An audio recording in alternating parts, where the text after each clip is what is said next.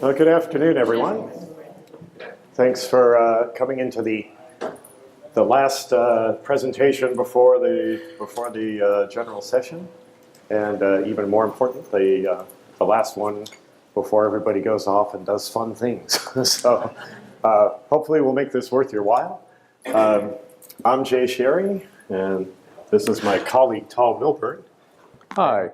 So if everybody wants to raise their both hands, this will help get some circulation going.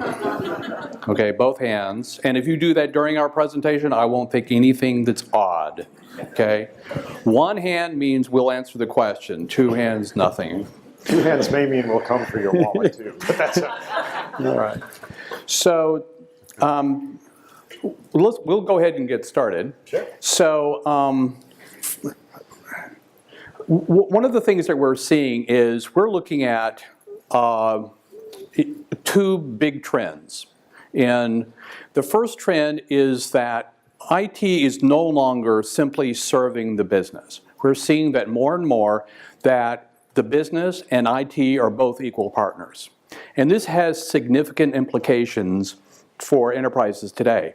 In many cases, in fact, IT can drive business strategy because of innovations and digitization and so forth, and vice versa.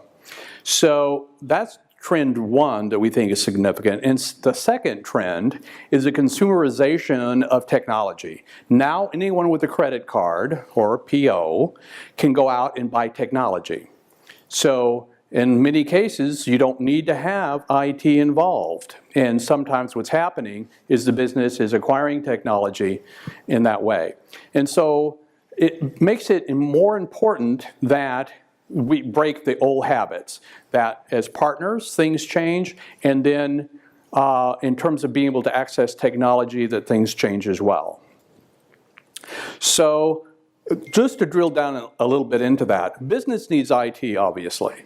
So expertise in coordinating the complex ecosystem of solutions. This includes integration into the existing fabric of the enterprise.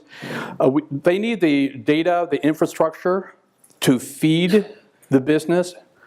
And then all the business is becoming more and more digital. In fact, a larger number of enterprises are technical people as a percentage of the overall business. This is a macro trend that's been going on for 20 years. So IT also needs a business. There's a change from a glass house, the idea of being able to have one set of solutions in a data center, to becoming solution integrators. Some of those solutions can be SaaS. Some of them can be platforms such as Appian. Some of those can be custom applications. And it's all an integration thing more and more in the future. Since you can buy the infrastructure, you no longer have to build it. Solutions are becoming too wieldy often for the business to manage. And so again, the business can't operate a technology solution without IT. And the money comes from the business, obviously. So IT needs business. And if we can get this thing to switch. Does it go the right way here? Yeah. Here we go. So if we've all agreed that sort of represents the landscape and the problem statement, then what are some strategies that we can offer you to help meet those drivers? Mm-hmm. So first of all, is there anyone who thinks that our major premise is incorrect? Everybody, pretty much that resonates with people, so good. Otherwise, we'll just stop and we're done. So and we'll step through these in a little more detail, but just the preview of them is that the first strategy says we want to talk about better ways to align objectives between business and IT. We also want to say a little bit about how we get to business value quicker, because I spent over 35 years in banking IT, and not once did somebody tell me we were moving too fast. There's always a need for greater speed. And then, what are some ways that collaboration can occur? So collaboration is a little different than communication, and we'll talk a little bit more about that. This is true collaboration that's going to be aimed at having a continuous dialogue and talking about how things can get better and drive greater alignment between business objectives and IT deliveries. Mm-hmm. The way to look at this when we're talking about selecting which projects to work on is part of the first practice for better alignment. Now, it's maybe a little hard to read, but on the left-hand side, that's a low to high description of the integration and data sharing capabilities of a given effort. And then on the bottom, is left to right, is a low to high of gaining business efficiency or getting rid of a business problem or a pain point. So I'll start in the bottom left, and we call these proof of value projects. And what these are is a self-contained thing that it's not really the most critical thing that a business is looking to solve, and nor is it the most complicated. And it doesn't really involve the most data sharing or bringing a lot of other systems together. But it does tell you what your project, something about a new effort that you might be solving with your project. With Appian projects, these are often the first efforts that you do in the first couple of sprints, so everybody understands what it does. Especially when you're doing something new like low code, it's important to build some of that muscle memory. Moving into the top left, I call those foundation creators, and that's just because it's the politest way to talk about them. These are highly complicated, very interesting from a technical point of view type of efforts, but they really don't solve a business problem that much. And they're not the most critical thing staring down an organization. You can think of those as IT darlings. They're wonderful resume brighteners for a technical guy, and they do nothing in particular for the business, and we kind of recommend avoiding those. Over here on the right, though, is, as you can tell by our subtle big red dot, target these. The bottom right shows one that named Support Builder, which is it's really helping getting rid of a business pain point, something that's really driving folks nuts, either in terms of a missing capability or something that's really inefficient. But it's not necessarily the thing that's going to integrate a lot of systems together, and it's not really necessarily doing a wide hit at the data that you want to share, but it really is providing enormous value. Those are great to spend some time on. And then the really good ones are when you start integrating with multiple systems, you're getting data sharing across the organization, making best use of your records, and you are also answering a giant business problem or an important business problem. So for example, my former colleagues from First Republic Bank talked about a home equity line funding mechanism that was taken down from several days to several minutes. And that's really a big benefit to the company. It helped integrate a bunch of other systems and really drives value. So when you're looking at these, transforming capabilities really do just what they say. They make meaningful change in the organization. And support builders have high business value and demonstrate the value of your project. Make sense? Generally? Yeah. The other alignment practice is what we call the chuck and duck disappointment cycle.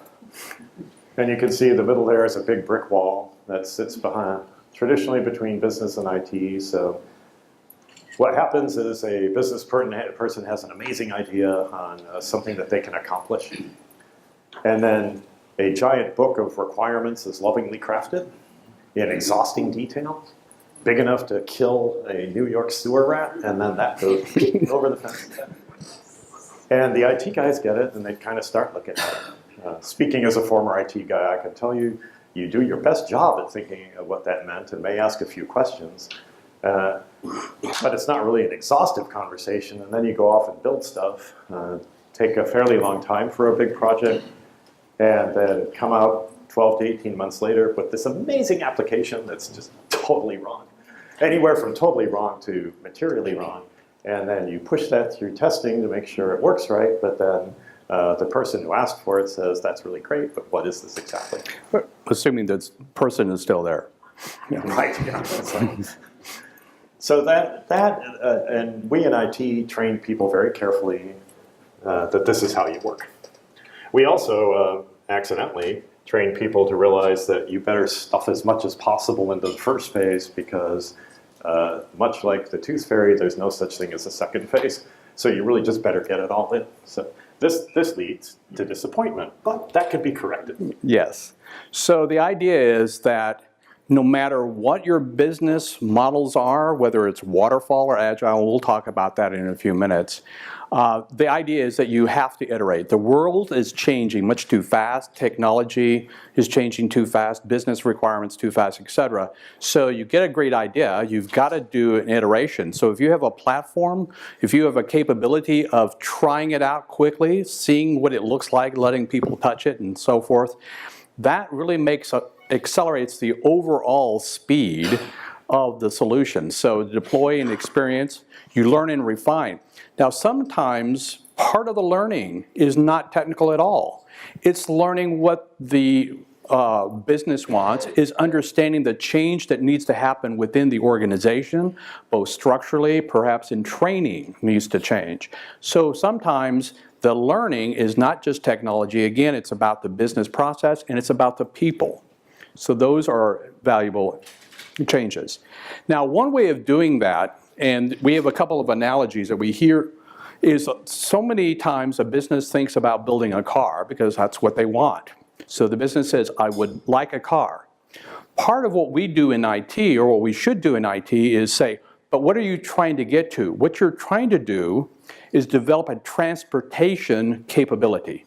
So you go away from fixed requirements to capability statements. Okay? And I have another analogy which I always thought was fascinating. When they first did the space shuttle, one sentence meant 2 years of development time and $10 million. And that statement was, we need a robust metal to keep the shuttle from burning up as it comes back into the atmosphere. So what ended up happening is that it was not robust and it was not a metal, and that was the right solution. What the capability statement was, don't burn up the shuttle coming into the atmosphere. So it's not necessarily, again, a metal or robust. And as it turns out, as you know, they are non-robust tiles, ceramic tiles. So we talked about speed being something that that was important. Speed of deliveries, or another way of looking at it, speed to value. And one way to do that is to fully embrace and actually do agile development and delivery. The joke has always been, oh yeah, it's we did agile, but we really did wagile. It's just waterfall with agile names on all the artifacts, also known as Itterfall.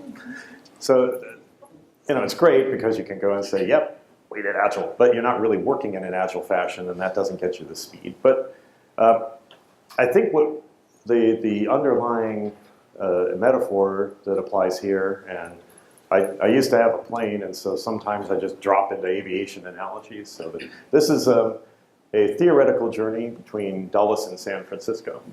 Maybe not so theoretical because Appian's headquarters is in Reston. You fly out of Dulles, and I live near San Francisco. But if you sit down and do that planning, and remember a second ago the requirements document, I just write down how I'm going to fly between San Francisco, Dulles and San Francisco. And I write that down in some detail with the heading I'm going to use and everything. But along the way, a lot of things could influence how I should be going. There could be winds that are different than I thought. There could be another airplane in the way. Could be some weather I need to get around. And you just don't know that till you get there. And so if you don't do anything and don't change your plan, you often don't end up where you think you were going to. That's an outcome that can happen. Or if you along the way you don't correct for those things, then something bad will happen, like a collision. So what does Agile do? Is it? Oh, sorry, I forgot the other point here is this going to the wrong place, this gap here of missed learnings, what we have also carefully trained CFOs and other people in charge of money for the company is the bigger that gap, the more likely that the project is going to take a lot more time than you said originally. And it's going to cost a lot more money than you said originally because you're going to have to go back and fix those things that weren't corrected along the way. Mm-hmm. And this is all based on a premise, and it probably ought to do something like a Nobel Prize, that the person who can show me a requirements document that was 100% right for a big complicated project, we should give them $100 or something, because my argument is that that's just not possible. And that's what Agile seeks to defang and take care of. So to arrive where you want to go, instead of having accidents happen, in an Agile fashion, just like with an airplane, you say, my goal is to fly from Dulles to San Francisco. And I know that I don't know everything I need to know about all the specifics on how I'm going to get there. So along the way, and this is how sprints work, I'm going to decide on a couple of things. I'm going to decide, am I still going where I want to go? Even along the way, like maybe I find out I was a little bit wrong about some things I need to adjust. And it also says I keep evaluating what's most important. There's an old saying that they say, with airplanes, you always fly the airplanes first, because and you don't worry about radio traffic if you're in trouble, because the airplane flies because of Bernoulli, not Marconi. So you have to realize that along the way, you have to be constantly prioritizing. So this is what Agile does for you in a practical sense. What you can also do is layer on top of that a funding strategy, because for a lot of CFOs, back to that gap of missed learnings, Agile sounds very fuzzy. We've come in with this capability statement that doesn't sound precise enough. Precise always means late and more expensive, so I don't trust this at all. But if you can have a general statement that I think that this thing is worth $15 million for this capability to happen at the company, but we backspace up and we say periodically, not every sprint, but periodically we get together and the business and IT people stand side by side with those funding people and describe what the value is that's coming out of it. And then that releases a little bit more of the funding as you go along. Now what this also does is it builds trust that when you come in with the next Agile project, it doesn't sound so risky and imprecise. And you can start working in a financial way that supports delivering in an Agile way. And one of the things that he mentioned is the idea of side-by-side. So this is something we'll amplify here in a minute. But the idea is that there should never be surprises because there has been interlock the entire time. And so you have each person with their respective talents and skills and resources constantly looking at the other one. But it's without that partnership, Agile doesn't work. It's not just a process, it's also a team concept.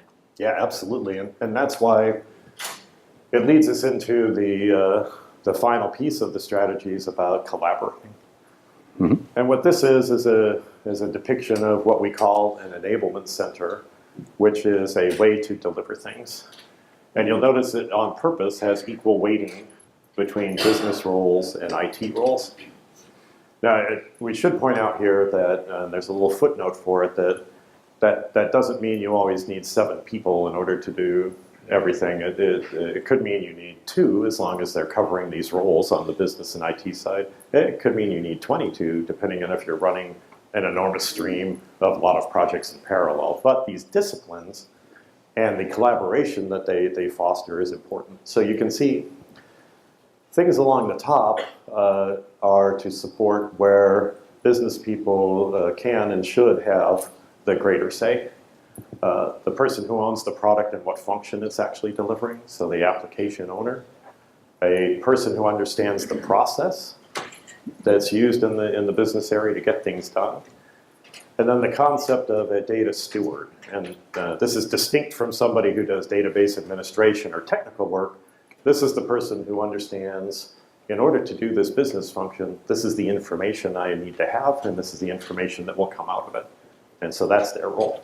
And your data stewards are the people in the business who understand the condition of the data. If there are multiple sources of data, which every mature organization will have multiple sources of the same data, they know where the more authoritative data is. If you don't have master data management, for example. So the data steward is the business data person. That's critically important because, as we all know, garbage in, garbage out, you've got to start working with the right data. But that's not a technical problem first and foremost, it's a business problem. That's exactly right. By the same token, the IT roles really demand people who have the trained expertise in these technical functions. These are people who do the architecture for an application to make sure that it's well-formed and isn't going to have performance or other problems. A person who will validate that upgrades are happening at the right time and that shared components are indeed shared. They're not there to stop work. They're there to make sure that work doesn't get done 2 or 3 times needlessly. Or at its worst, my favorite example is in my old company, we had 2 Appian plugins that were developed in 2 parallel teams, and they named them the same thing. It wasn't an outlandish thing, but when those rolled into production, it was really funny because a lot of stuff happened, but it wasn't what people thought would happen, and that could have been controlled by just a simple governance process. And then depending on a deployment engineer, which could be a person who's a shared resource with other kinds of deployments, so they could just be allocated to your Appian deployments, someone to look after that. And then finally developers, which could be your own, they could be a partner, either Appian PS or one of our many development partners that we've got. Those are all IT roles. And there's kind of a crossover point there, a little blurry bit, which is the analyst probably dips a little below the line from time to time, and they end up being a key role. But this construction is aimed at enforcing and reinforcing the idea that these are 2 people walking side by side to get something done. It's not a business person throwing something over and hoping for the best, and an IT user waiting to just deliver something. So this helps diffuse the dangers there and enhance collaboration. So what we've got here is a supposition that continuous communication translates to being more effective over time. Generally speaking, so if you're going to walk out of the room, like what are the couple things that I should remember? One of them is to say, is there a way to influence my organization to move from separate strategies, so business achieving these goals and then IT having these goals, to co-created strategies? What this helps do is, it helps in a number of ways, but the most important of which is you don't waste time or money on the wrong thing. 2 examples of that. One from the business perspective.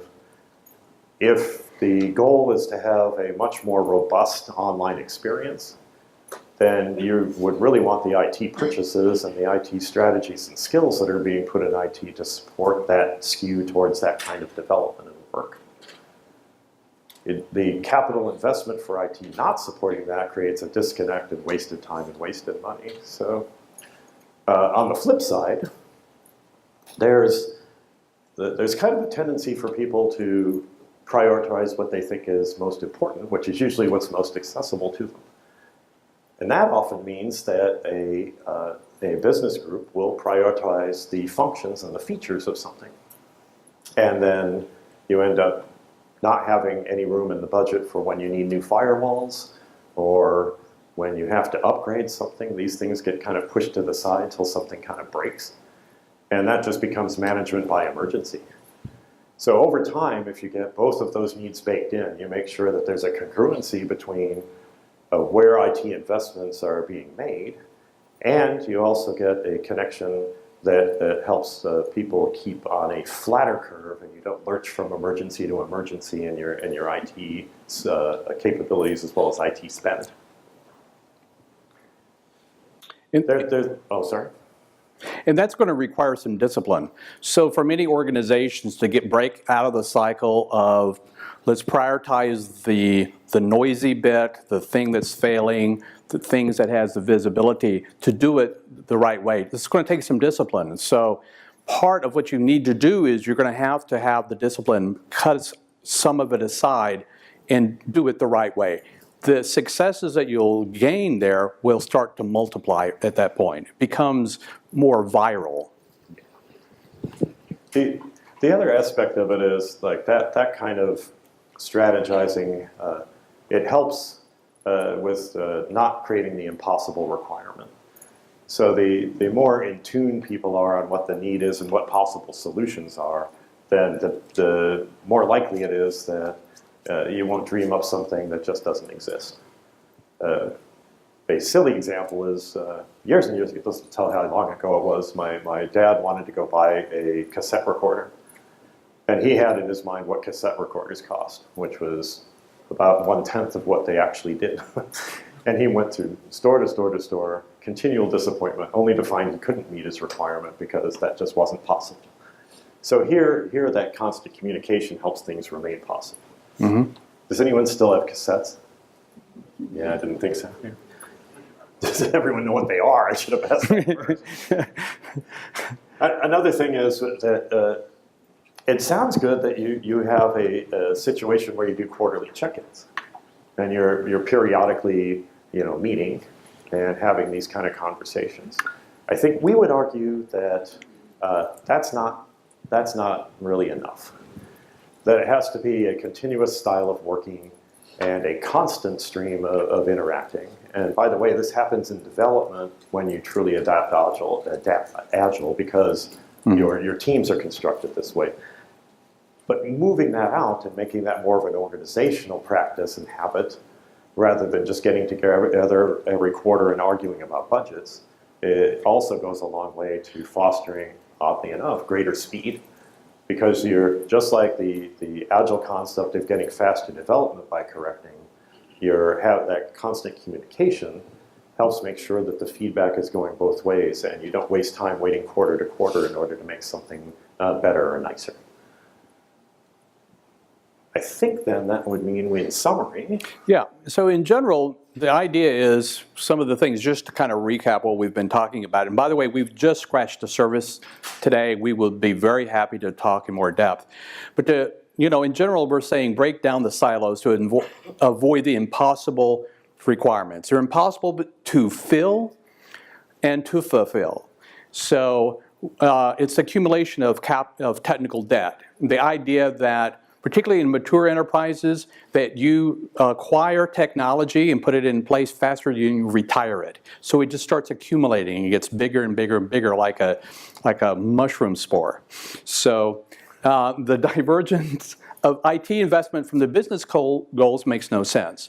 So the idea is getting it closer together. Now, we're not naive into thinking this is easy to do, okay? So some of the things that we've talked about today are really not about technology at all. We've talked about people, we've talked about process, we've talked about money. And those are some of the things that the executive advisors do. So Jay and I are executive advisors.